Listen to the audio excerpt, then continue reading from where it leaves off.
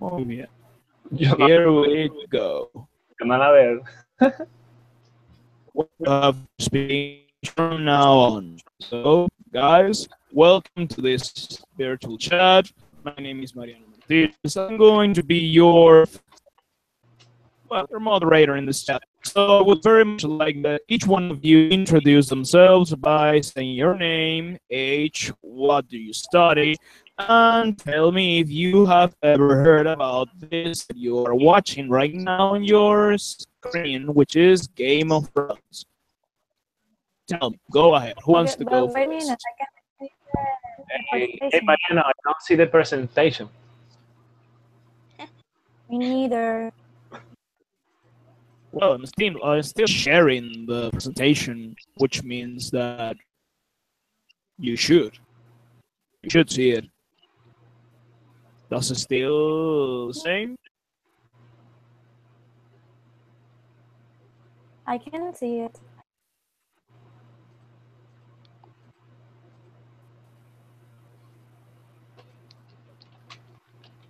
Okay. Hello. Hi. I can introduce myself, but I don't see the presentation. I don't know what is happening. Yes, you. I can't see. Can or can't? Can't. Like I don't see the presentation. Or I'm still sharing. Remember that in order to see the presentation, you actually have to click over my avatar, over my icon here in the. Try that and let me know I if you did still it, don't but see it. I don't see it. I did, and I I don't still see don't it. see it. Well, try a bit. Sometimes because of internet connection, someone gets gets to see the screen. Some others take a little longer. So right now, but neither of you can see it. Mariana, you can see the presentation. Oh, I can see it.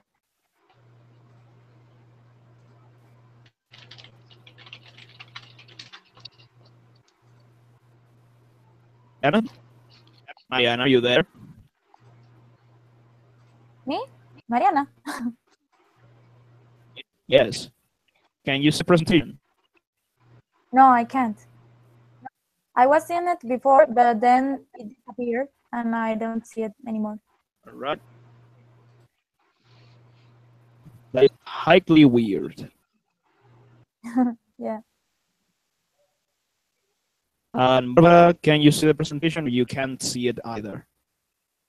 No, I can see it. Sorry. Game of Thrones. Well, she see. So, are you can see it now, or we still waiting? No, I can see it. Gerardo, can you see it?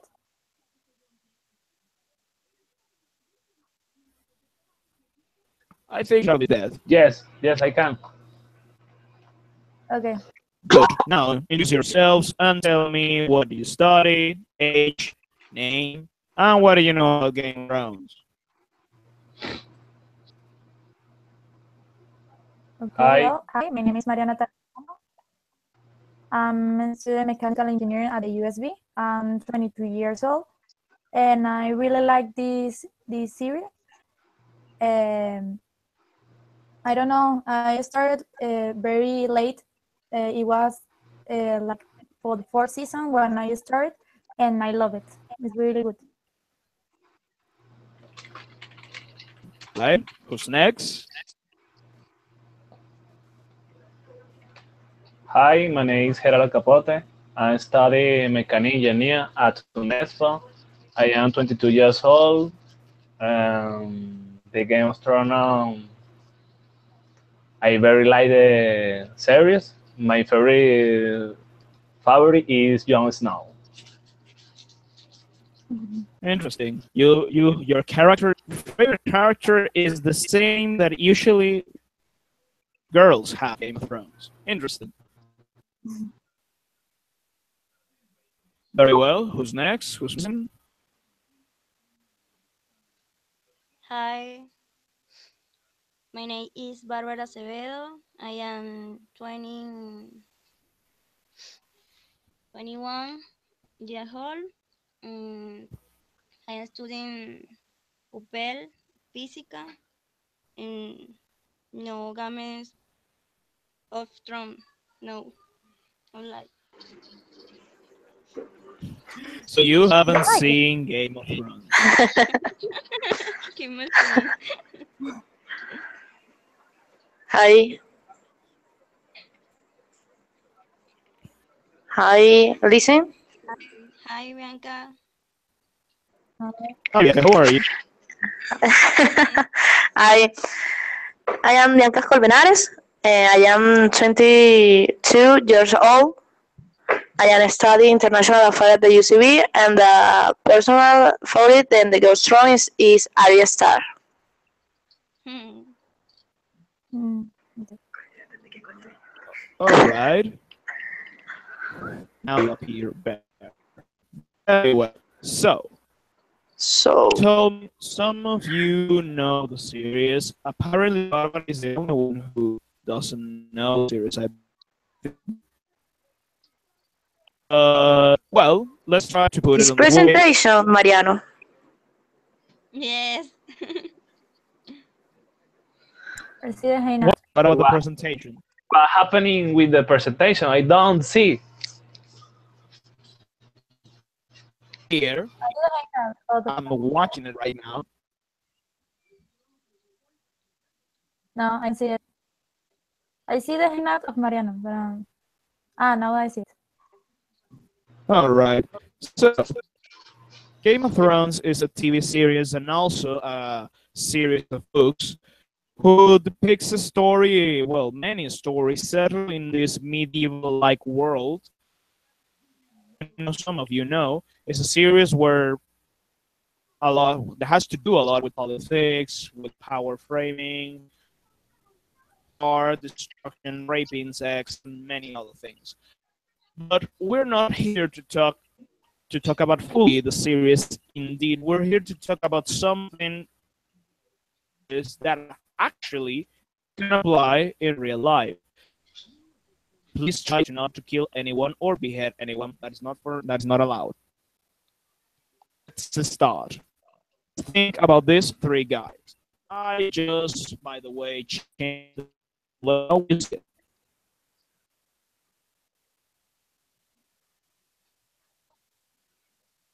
Everyone can see it? No.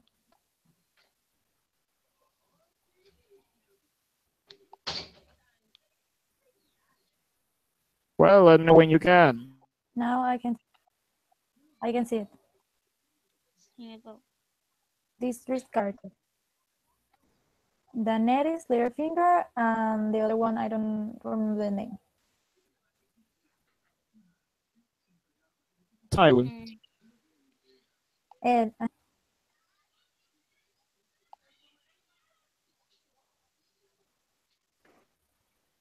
So can you see it, every one of you?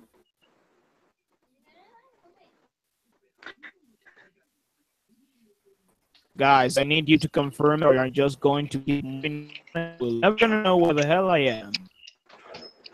Wait, Mariano, I can see. I can. Oh, what? Mariano, sometimes when he talks, I can't hear it very well. It's like interference. What? Can you hear me, guys? To the fingers.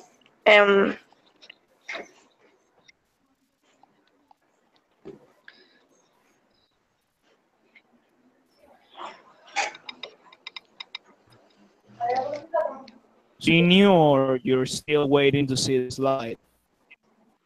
The little finger, Daenerys. I don't remember the name.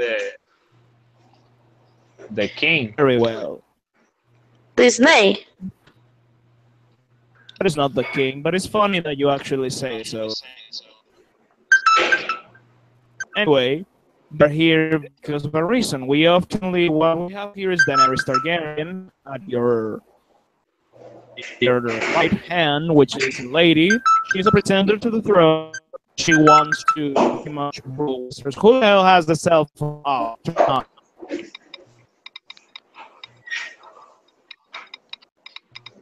Have Littlefinger. Littlefinger is basically a counselor to the king. He's like a minister of finance, something like that. And there you have the old man on the left, which is Tywin Lannister. He's the head of one of the wealthiest, most powerful house in Westeros, the world where Game of Thrones is settled. He's a ruthless person who truly doesn't care about anyone or anything in any moment, and he just get what he wants. Now, would you believe me if I say to you that actually share the same thing with the characters, the ones I'm showing now?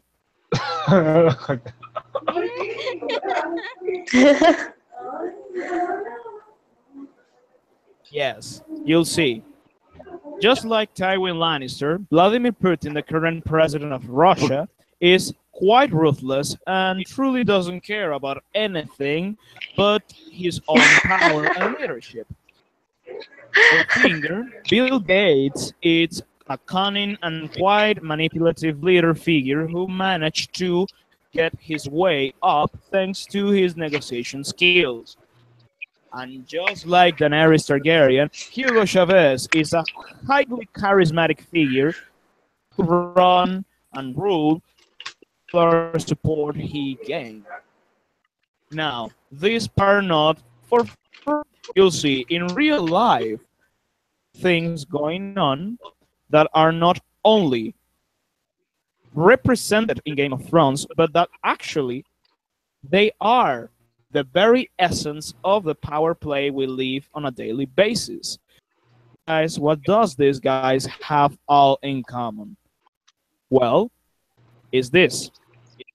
Take a check a couple of books, and you will realize that across history there has always been figures who know how to command, basically, who know how to lead. Figures who are quite capable to negotiate deals and agreements that no one else could negotiate, or figures that are capable to manage populations and countries like nobody else could possibly do. These figures are not common, but they are the ones who often make history.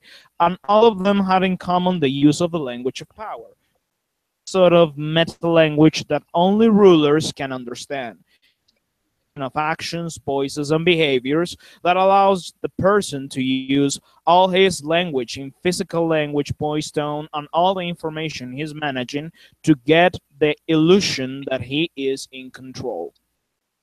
Did any of you have ever heard about this type of things I'm talking here?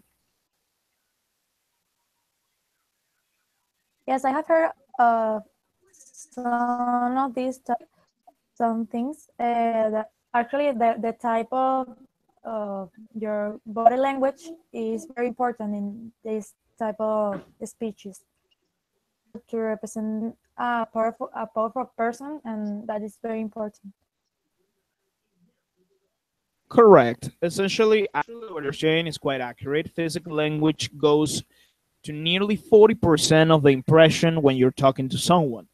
That means that 40% of what the other person is receiving, what the other person is, comes directly from how you handle your body. And that is quite impressive. And a lot of people get that part of the deal. But what we're about to see and what I'm about to explain to you is through the Game of Thrones as an example, how you actually can realize that the language of power is a fact that we all have to deal in our daily lives. For instance, let's take this example. This guy is Tywin Lannister. Now, known or better known for being the patriarch of a highly powerful family in Westeros, Tywin is a figure who pretty much never smiles, who is always trying to show how powerful he is through different ways. And actually, a lot of people, because of the portrayal the actor did in the series, oftenly refer to the character as the embodiment of power, taken in all of what would be his physical and speaking ways. Now, can anyone realize about? I'm going to let's make it in this way.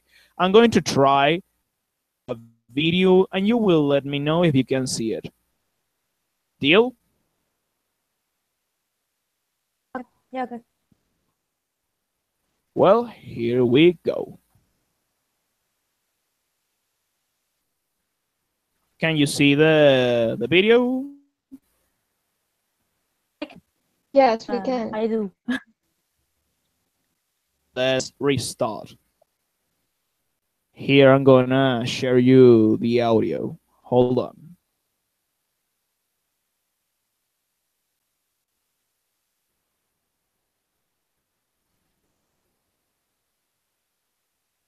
You what?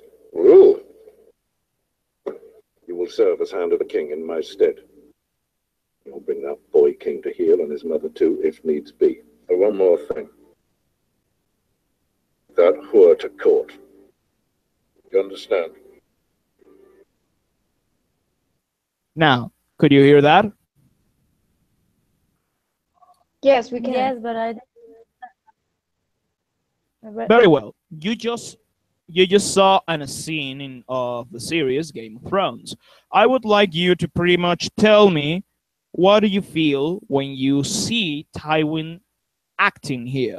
What is the perception you're getting from him?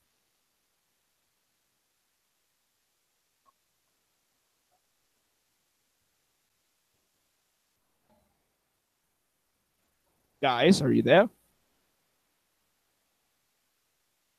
Well, I can perceive from him that he is a very powerful person, that he's very in control of himself, and I don't know, he other persons that are nearly him.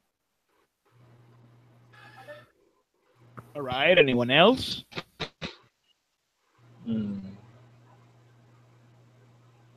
I know his expression, the king is dominant. All right. And I will ask you now. You both say he is a powerful person, he's dominant.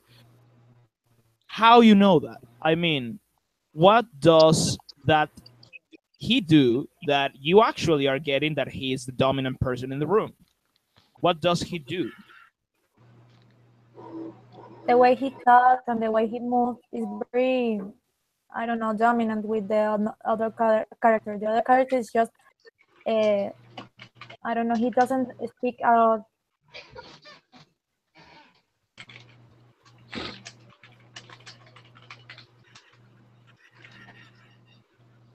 Let's see. Mariano. Tell me. He is bad. Correct. En serio. Well, he's kind of a villain in the series. Actually, in the series, they're not exactly villains or heroes, but yeah, he's pretty much one of the Okay. ultimate bad guys in the whole show. Mm, He's not bad. Now, He's just not a good person. But he's not the villain of the series. the thing is that the series doesn't exactly have a villain. There's a lot of people fighting for what they believe is important, and that's basically all. Now, coming back to what we were saying about he being the dominant guy in the room, let's make a breakdown on what he does and see if he understands. Let's try to understand it. Now, can somebody please read what is written here in the screen in the slide?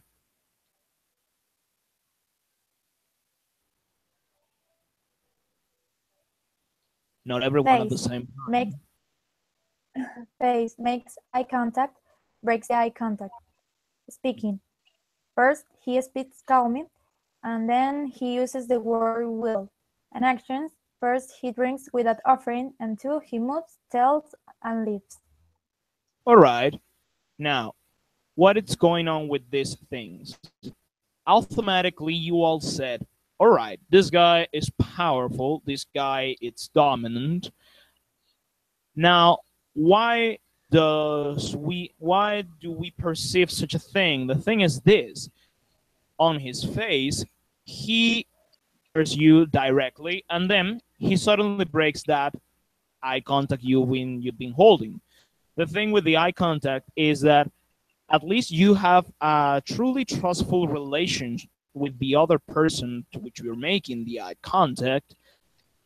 It's actually quite hard to keep it. Have someone who looks at you directly at the eye and then breaks the eye contact like it didn't matter, automatically you start thinking, all right, this guy can actually see me. He starts to see him, he fades, and he can do whatever he wants with his eyes after that. That is something that produces a sensation, a feeling for the other speaker, for the other person, that he's not in control, that he's definitely not in control of the relationship. Guy who's making the contact and who's making and conducting the moments on which that contact is made. So that subtle movement actually makes quite a big deal for the other character. On the speaking, on the other hand, you have something, you say something important, and he uses the word will. Now, I'm sure most of you, somehow, or pretty much in many occasions, you have used the word will, and probably most of you, but it's the point in using the word will. I mean, does using the word will powerful? The answer is yes, but no. The thing is, if you see the video, on which moments he uses the word will? Can anyone tell me?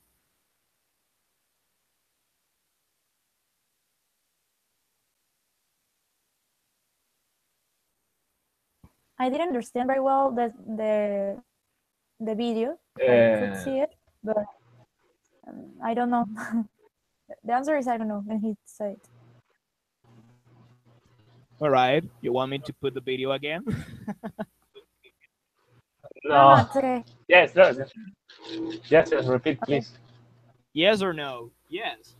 Yes, I don't know. I don't have Yeah, idea. I lost my connection of internet. What?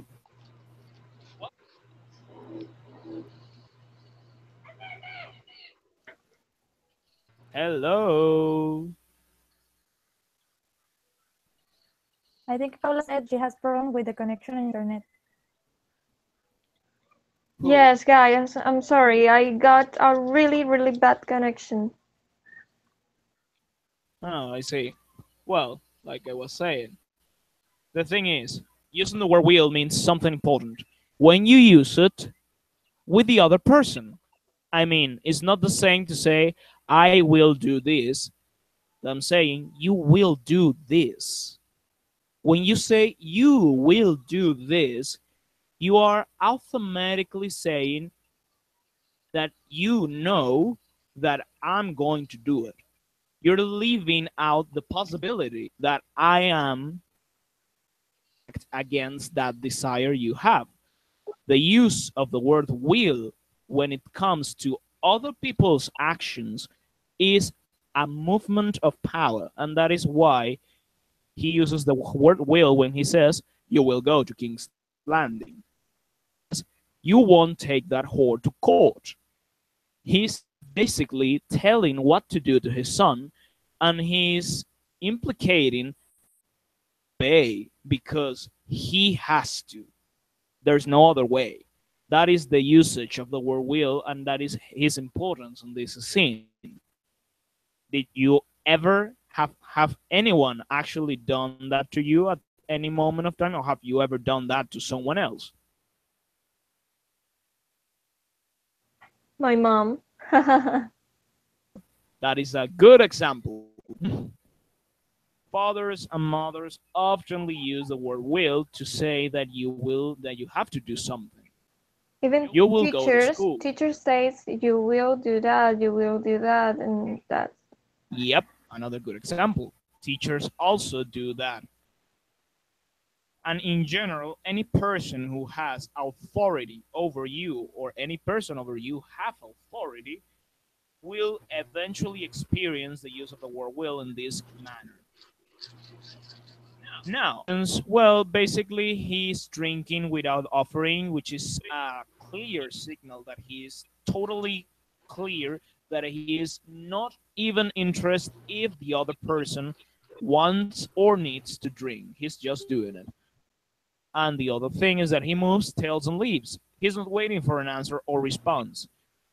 This is saying, I know you will do what I'm doing, what I'm telling, which is I don't need to hear your answer. I don't need to hear your response. You just will do it because I say so. That's essentially pure authority exercise over a person. And that is why you automatically felt that Tywin was such a dominant figure. Now, have you ever actually take the time to analyze the body language and intonations of a person in this way? Actually, I did. I see I don't know how to say, a class in my college and say public opinion, and we study the the words and the attitude of the leaders. So yeah, we study all that, and it's impressive because just when one look you can do everything. Indeed, it is certainly impressive. And here you have the comparisons. Tywin Lannister style to handle things, Tywin Lannister's style to move, to speak, to use the word will, all those things are not something that is purely fictional. It's taken from reality. And you have two examples here in the new slide I'm showing. For instance, Adolf Hitler and Vladimir Putin both used the same set of actions to intimidate and hold leadership, or precisely through ruthless running. This type of setting for management, the way you make feel the other, how you rule it and how you control it, it's called the authoritarian approach. It is one of the three types you have to actually hold leadership in the traditional way. This classification has nearly, I think, is getting closer to nearly 100 years of being created. But in any case, it's a quite effective way to categorize what type of leaderships a person is holding. Tywin Lannister, Adolf Hitler, and Vladimir Putin are authoritarian leadership figures, essentially through intimidation and fear. Has any of you, by any coincidence, saw a speech from Adolf Hitler, Vladimir Putin public interventions? Anyone at all?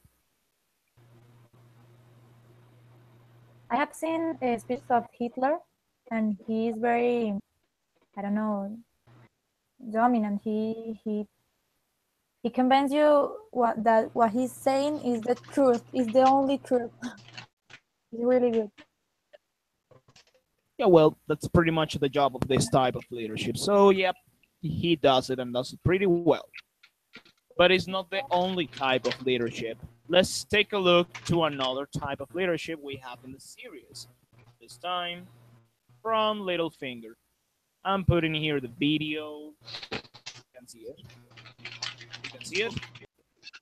Let's take a look at one. Yes. Well, I can see so much of her in you.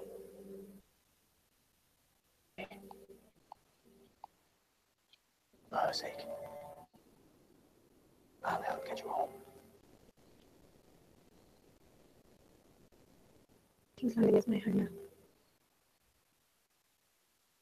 Look around you.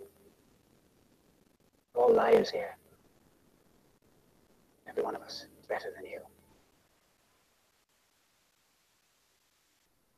So, you saw the video. What do you think about this guy?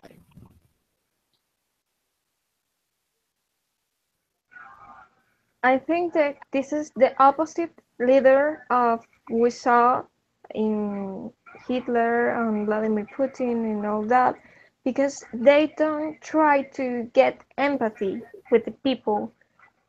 And this little finger, yes, he does. He tried to convince you. He tried to show you empathy with someone to try to convince of anything that he wants.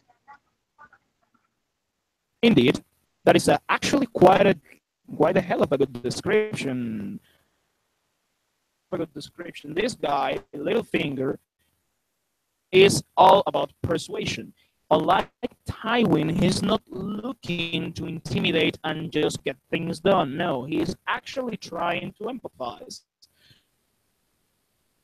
Doesn't make a different set of actions. Well, there are certain variations. For instance, in the face, you can see that he makes the eye contact. There's a difference yet. It's prolonged. It stays looking at her quite a while before he breaks the eye contact. He speaks softly, he modulates, he doesn't command, he persuades. And unlike Tywin, his actions, he stays firmly in his place and slowly turns around when he needs to do it. So he is a guy who is trying to make a point with the other person. He's trying to make the other person to do what he wants without him having to tell it. That is the point of this type of leadership.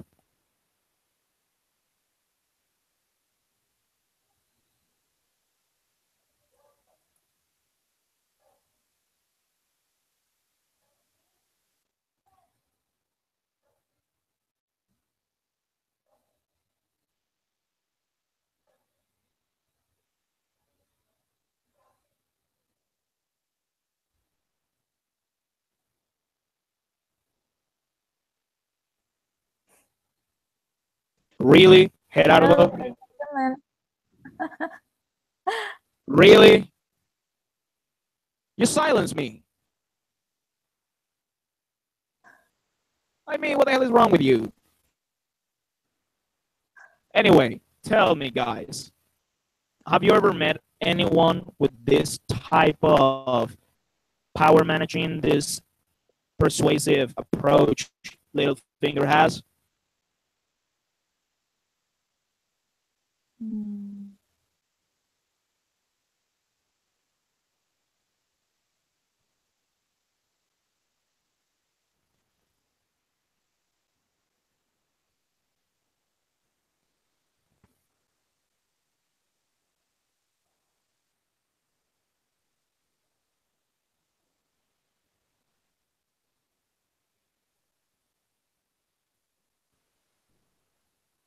No one, really?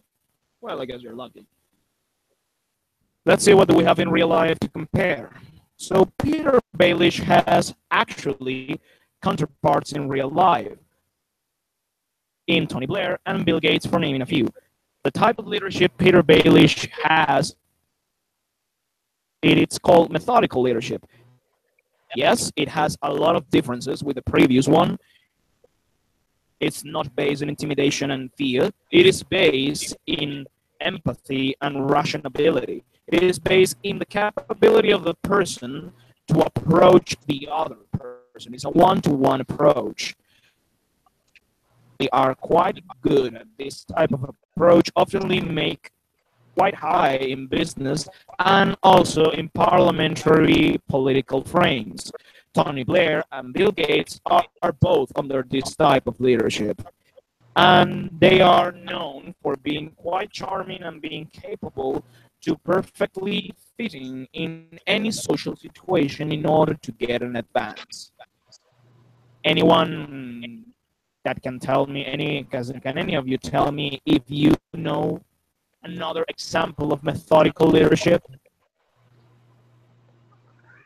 Actually, when you described that situation, I thought in, how's the name? He is the owner of Venezuela.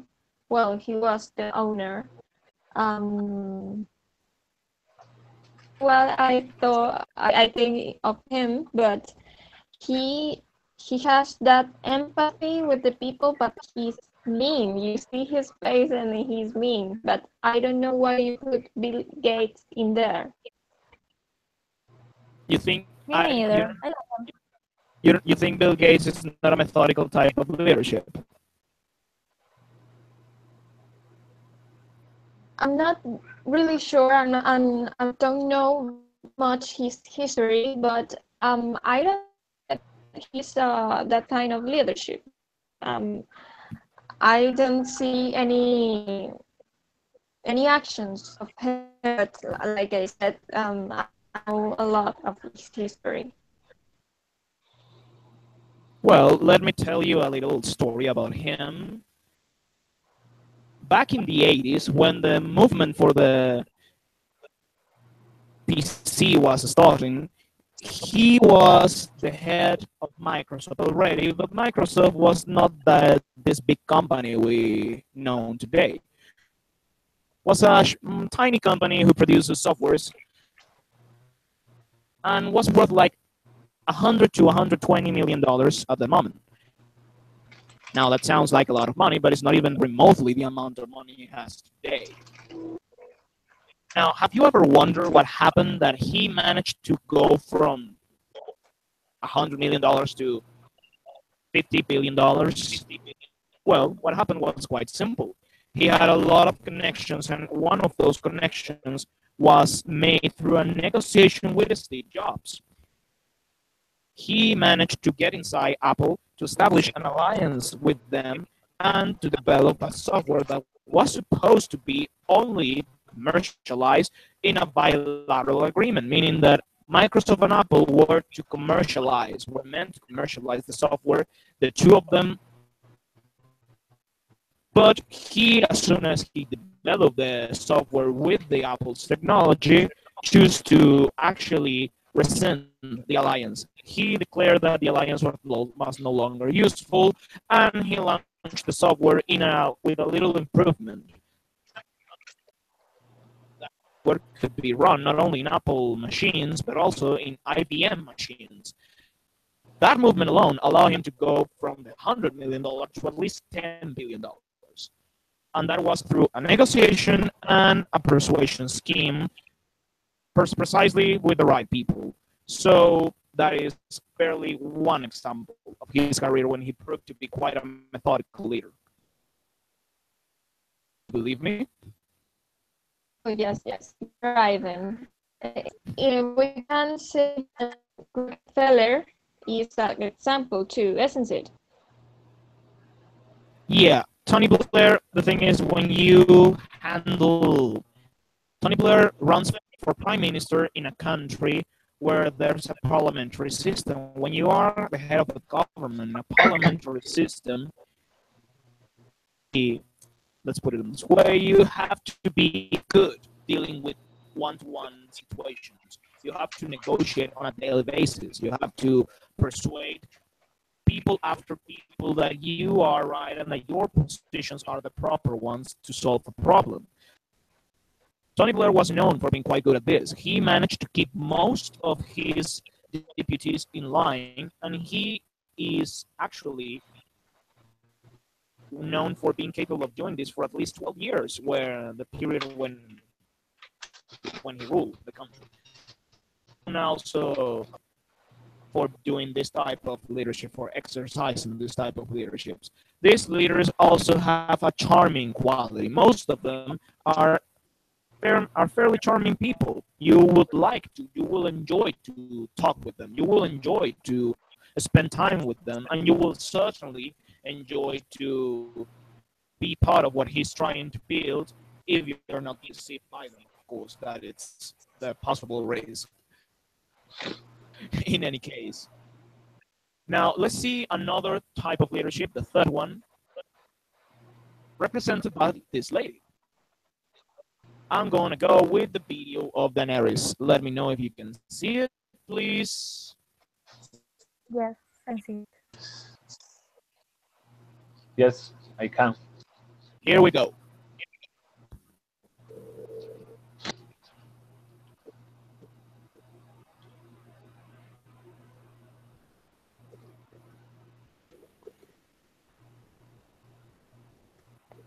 Comageri!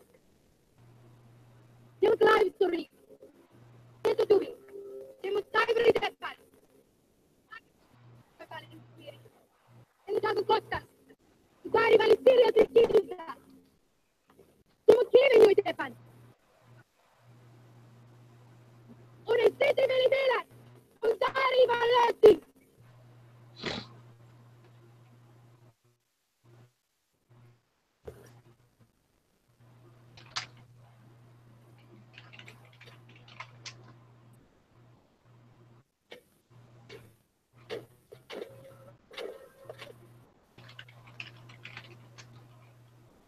Now, what do you get from this video?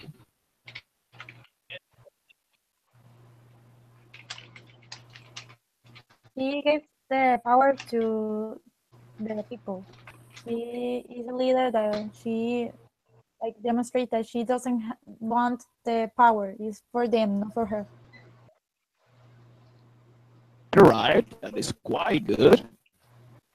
Anyone else?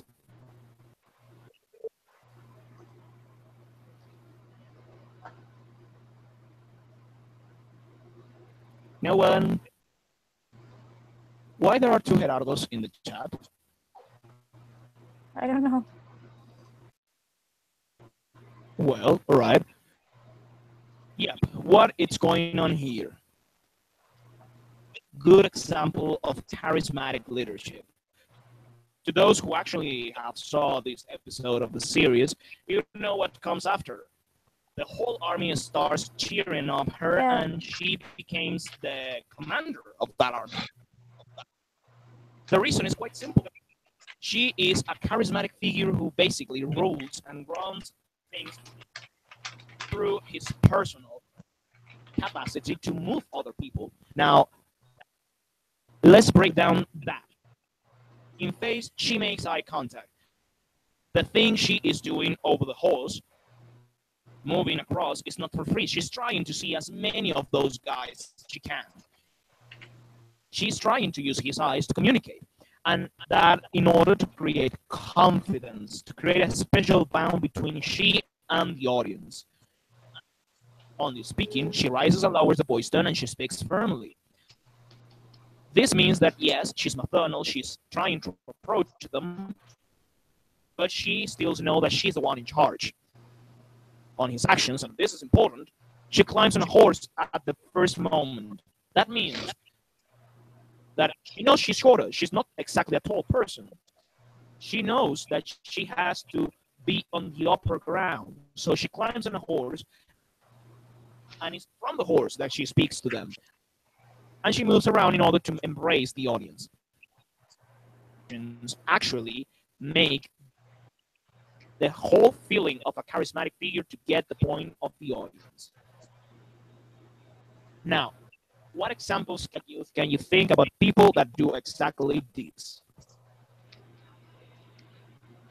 I see the picture of Chavez. Yeah, well, you know that Chavez does. Vista. Used to. Well, not all the Chavistas know how to use that, actually. Not all of them. That is a good example. Daenerys Targaryen is a charismatic type of leadership, and yes, Hugo Chavez was a real-life figure who exercised this type of leadership, a popular type of leadership, but he wasn't the only one. Steve Jobs was also a charismatic leadership, someone who essentially managed to get crowds of people under his influence when he presented products. That kind of figures are the ones who are known for being capable to connect with the audience they have. And that is essentially through the use of the language and the body language and the intonation to get the people to feel confident with you. That is what charismatic leadership does. And, well, there are plenty of more examples, actually.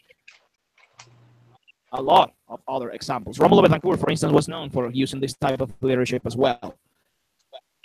And I think we can actually set a lot of examples. Actually, Barack Obama was known for using this type of leadership as well. And so we could speak about many of them. Any one of you who think that could actually fit with this type of leadership? Any person of a public persona you think about?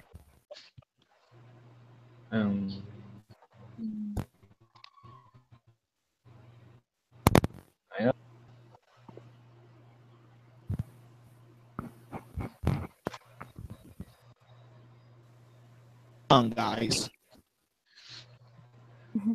I don't know.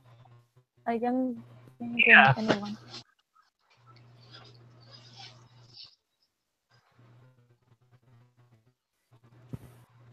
I'm just reading, Gerardo, what you just said. You have two sections, one with a microphone and the other PCTC. Damn. All right. That is sad.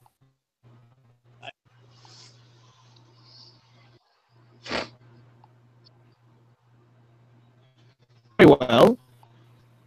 We have other characters as well. In the series, we precisely have a lot of figures who could be qualified as leaders. Here we have Jon Snow, for instance. Yes, he's a charismatic type of leadership. Would be a methodical type of leadership.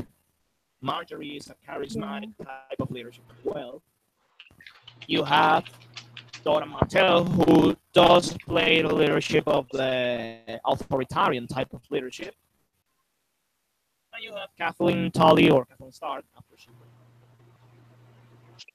for being a methodical type of leadership, someone who essentially plays one-to-one, is close to the ones she's dealing with at the moment, and those type of tactics. In the Game of Thrones, in general, the story, we have a lot of people who exercise many of these types of leadership, and you see them using the tactics in different occasions. In real life, we do these things as well. We're not exactly strangers to this type of. You actually do the same, or most of you do or have experienced some type of leadership in your close environment. You were giving the example of your mother, for instance. That is one example, but there are many examples in your daily life that certainly are related with the use of these types of leadership and the use of the language to exercise them. You could actually appreciate and you could actually do something about it only if you pay attention. That it's all that we basically have to discuss. Guys, if there's any question you can ask right now, otherwise we will be just finished here. I have questions. Good, because I don't want to answer anything.